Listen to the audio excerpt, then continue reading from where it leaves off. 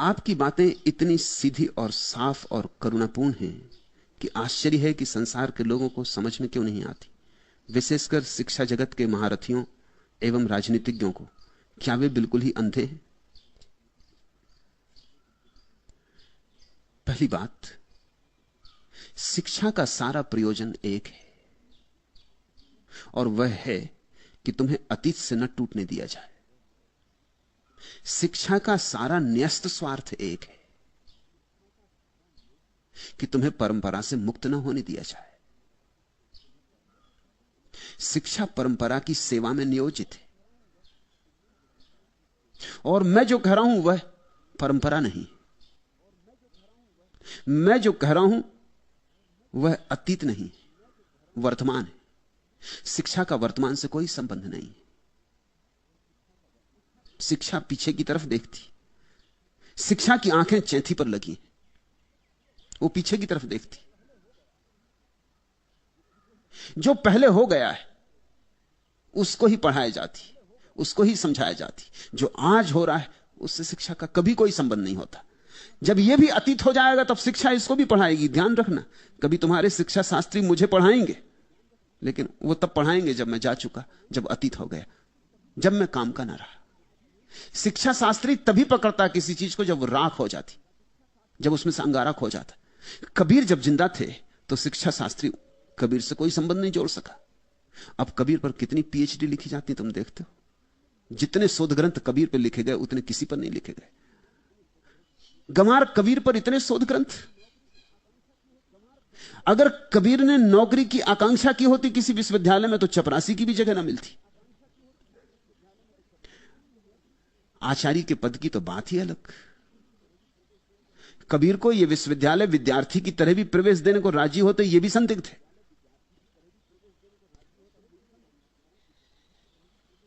बेपढ़े लिखे कबीर को कौन विश्वविद्यालय में घुसने देता? और आज तुम्हारे तथाकथित पंडित और आचार्यगण और शोधकर्ता अपनी जिंदगी कबीर में गंवाते कि कबीर का क्या मतलब है, कबीर का क्या अर्थ है। कबीर की उलटबांसियों को सुलट कर रहे हैं, समझाने की कोशिश में लगे। कबीर भी अपनी कब्र में खूब हंसते होंगे कि यह भी खूब मजा हुआ। जीसस को जिन लोगों ने सूली दी वे पंडित थे, रबाई, पढ़े लिखे लोग, सुसंस्कृत। और अब वही जीसस पर शोध करते हैं। 2000 साल हो गए उसी काम में लगे, वही लोग, उसी तरह के लोग। कारण समझो, शिक्षा का संबंध अतीत से है। शिक्षा मरे की शिक्षा है, जीवंत की नहीं। शिक्षा केवल मरे को ही अंगीकार करती। शिक्षा पोस्टमार्टम, सौ परीक्षा है। तुम जैसे नहीं पूछते ना कि आपका शरीर इतना सुंदर है लेकिन डॉक्टर आपकी सौ परीक्षा क्यों नहीं करते।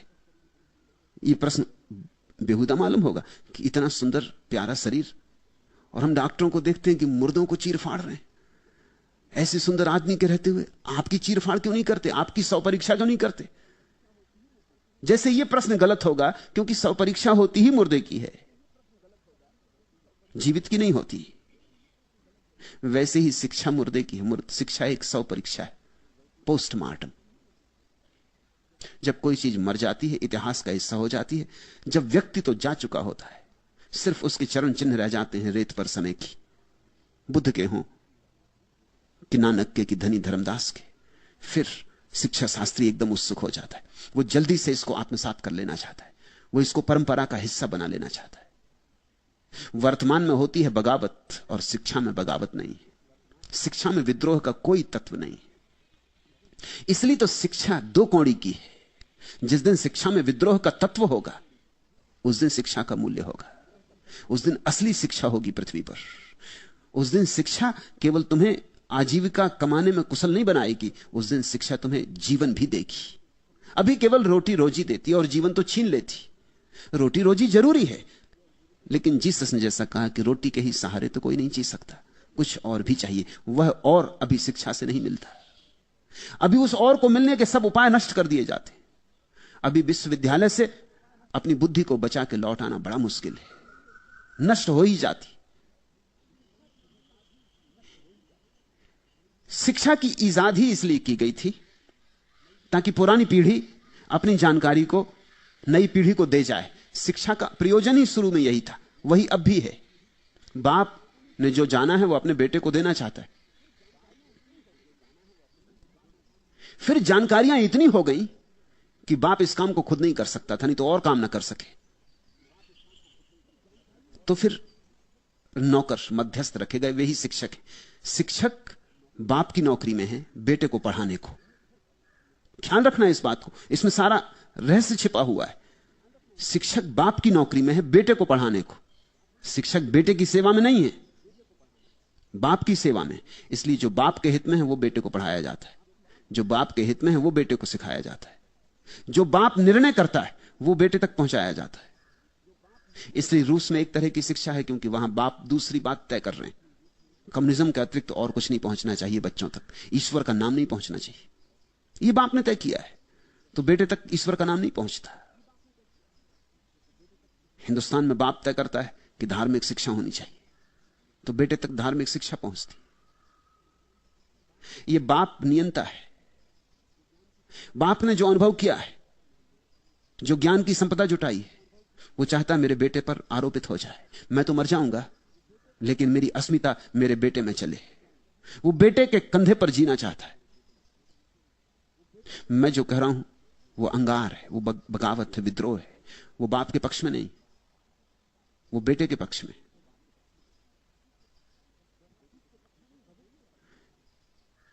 वह अतीत के पक्ष में नहीं, भविष्य के पक्ष में।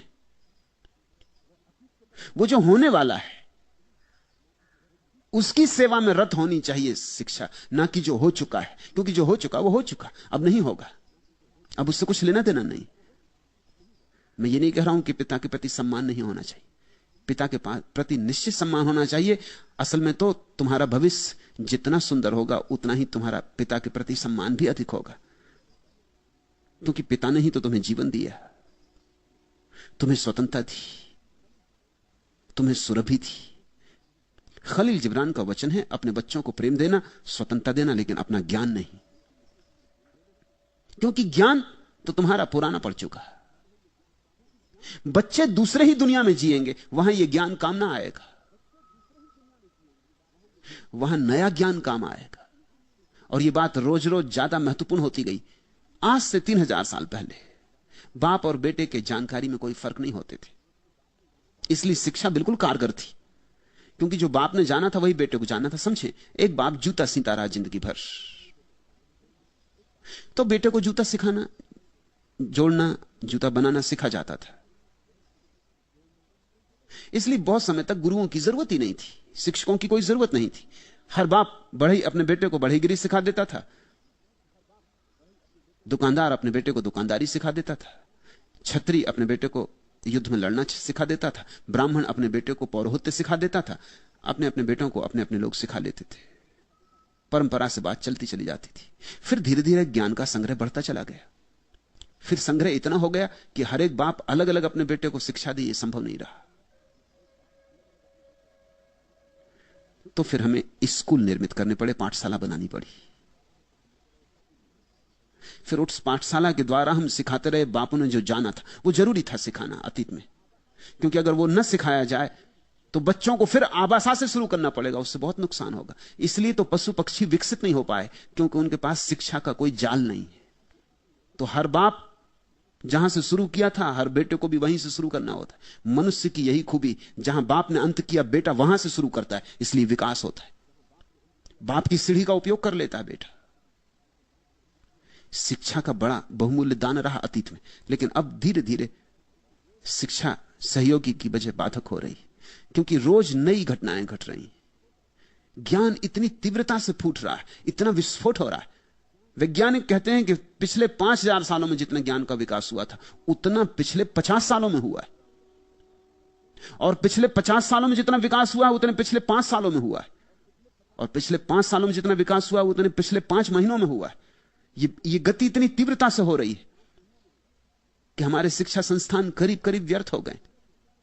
अब समझो इस बात को, अगर तुम स्कूल में जाते हो पढ़ने, मनोविज्ञान पढ़ने जाते हो, तो तुम्हारे प्रोफेसर ने जब मनोविज्ञान पढ़ा था 30 साल पहले, वो मनोविज्ञान गलत हो चुका है। वो वही पढ़ा रहा है, उसका अब कोई काम ही नहीं रहा। वो आउट ऑफ डेट है, कचरा है। जब मैं मनोविज्ञान पढ़ने विश्वविद्यालय में गया और मैंने देखा कि मेरे प्रोफेसर मैकडूगल पढ़ा रहे हैं, मैकडूगल उन्होंने पढ़ा था, अब तो मैकडूगल का नाम भी किसी अर्थ का नहीं, तो 50 साल पुरानी बात हो गई। जब मैंने उनसे खड़े होकर कहा कि आप ये क्या पढ़ाते, मैकडूगल का तो आज कुछ अर्थ ही नहीं, तो स्वभाव था वो मुझसे नाराज हो गए। मेरे उनके बीच संबंध बनना मुश्किल हो गया। ये तुम जान के हैरान होगे कि आज अगर विद्यार्थी थोड़ा भी होशियार हो तो गुरु से ज्यादा जानेगा। थोड़ी भी होशियार हो, कोई बहुत बड़ी प्रतिभा की जरूरत नहीं, थोड़ी प्रतिभा हो तो गुरु से ज्यादा जान सकता है, क्योंकि गुरु बंधा है जो उसने पढ़ा था। विज्ञान पढ़ा था उसने 30 साल पहले। इन 30 सालों में विज्ञान की सब अवस्था बदल गई, सब जमीन बदल गई। अब न्यूटन का कोई मूल्य नहीं है। आइंस्टीन के बाद न्यूटन का क्या मूल्य है? न्यूटन तो सिर्फ ऐतिहासिक नाम रह गए।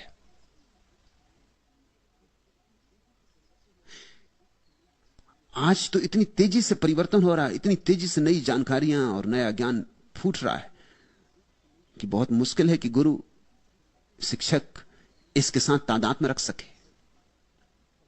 पश्चिम में विचार किया जा रहा है कि हम नए ढंग से शिक्षा दें।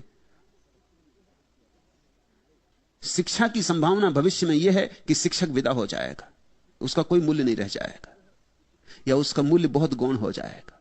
उसकी जगह कंप्यूटर होंगे, क्योंकि आदमी को सीखने में बहुत वक्त लगता है, कंप्यूटर जल्दी सीख लेते हैं। 1 मिनट में सारी बाइबल कंठस्थ करवाई जा सकती कंप्यूटर को। तो ज्ञान इतनी तेजी से घट रहा है कि कंप्यूटर ज्ञान को सीखेगा और कंप्यूटर सिखाएगा विद्यार्थियों को, तभी हम तालमेल रख सकेंगे, नहीं तो सब तालमेल टूटा जा रहा है। टेलीविजन का उपयोग होगा। अब भूगोल पढ़ानी पुराने ढंग से, टांगे हैं नक्शा, पागल हो गए हो? टेलीविजन मौजूद है, तुम नक्शा टांगे हुए हो। तुम समझा रहे हो कि लंदन कैसा नक्शे से, जबकि टेलीविजन पर लंदन पूरा का पूरा दिखाया जा सकता है, और जो बात देखी जाती है वो कभी भूलती नहीं। याद करने की जरूरत नहीं है। सारी दुनिया का नक्शा फिजूल है, टेलीविजन काम कर देगा। और भविष्य में टेलीविजन की भी जरूरत नहीं होगी। दुनिया इतने करीब आ गई है कि घंटे भर में तो लंदन पहुंचा जा सकेगा। ले गए विद्यार्थियों को, लंदन दिखा दिया, बात खत्म कर दी। नाहक समय खराब करना, और तब वे भूलेंगे नहीं। जो बात नहीं हो सकती थी पहले, अब हो सकती। तकनीक विकसित हुए, और तकनीक इतने विकसित हुए हैं कि तकनीक भविष्य उन्मुखी है। आदमी के माध्यम की अब बहुत ज्यादा जरूरत नहीं रही। तुम पूछते हो कि शिक्षा महारथी, पहले तो महारथी इत्यादि शिक्षा में कहां होते? बैलगाड़ियां चला रहे हैं लोग, रथ वगैरह हैं कहां? कोचवान कहो। असल में जो कुछ नहीं हो पाता वो शिक्षक हो जाता। पहले तो वो भी कोशिश करता है कांस्टेबल हो जाए, कि चलो इंस्पेक्टर हो जाए। जब कहीं जगह नहीं मिलती तो वो सोचता है चलो अभी स्कूल में शिक्षक ही हो जाए। अपने भाग में नहीं कांस्टेबल होना, क्योंकि मजा तो कांस्टेबल के हाथ में, ऊपरी लाभ तो कांस्टेबल के हाथ में। शिक्षक तो सबसे दयनीय जीव है। जब कोई आदमी कहता है मैं शिक्षक हूं, तब जरा उसकी शक्ल देखो। वो ऐसे कह रहा क्या करें, मजबूरी है, जन्मों जन्मों के कर्म भोग रहे हैं, शिक्षक है। आदमी डरता है ये कहने कि मैं शिक्षक हूं। जब कोई आदमी कहता कलेक्टर हूं, तो उसकी चेहरे पर रौनक होती। शिक्षक हूं, सब रौनक विदा हो जाती। दीनहीन है शिक्षक। और उसके पास संपदा क्या है? संपदा कोरा जानकारी का संग्रह, कीड़ा है किताबों का। किताबें खाता रहा है, जिंदगी नहीं जानी है, किताबों से उसकी जानकारी है। जीवन नहीं देखा है, किताबों में छपी जीवन की तस्वीरें देखी, उसका ज्ञान उधार है। प्रेम नहीं किया है, प्रेम की कविताएं पढ़ी। कोई स्वांतः सुखा है, अनुभव नहीं हुए। दूसरे जो कह गए उसी को सुन सुन के दोहराता रहा। तोता है, तोतों को बगावत की बातें ठीक नहीं लगती। तोते को तो वही अच्छा लगता है जो वो दोहरा सकता है। तो अगर हरे राम हरे राम हरे राम कह सकता है तो हरे राम हरे राम हरे राम कहता है। अब तुम आज नया मंत्र सिखाओ तोता नाराज होता है, वो कहता है इतना समय खराब किया हरा राम सीखने में, अब तुम आ गए नया मंत्र लेके। मैं तो अपना पुराना ही दोहराऊंगा। शिक्षक नए को सीखने में उत्सुकता नहीं दिखाता, और जिंदगी रोज नई है, इसलिए शिक्षक का जिंदगी से कोई संबंध नहीं होता। जिंदगी के असली शिक्षक होते हैं कवि, चित्रकार, संगीतज्ञ, जो जीते। मगर उनको कौन शिक्षक मानता है? वे ही नए के उद्गाता हैं, उनसे ही नया अवतरित होता है। परमात्मा उनका ही सहारा लेता है, तोतों का सहारा नहीं लेता।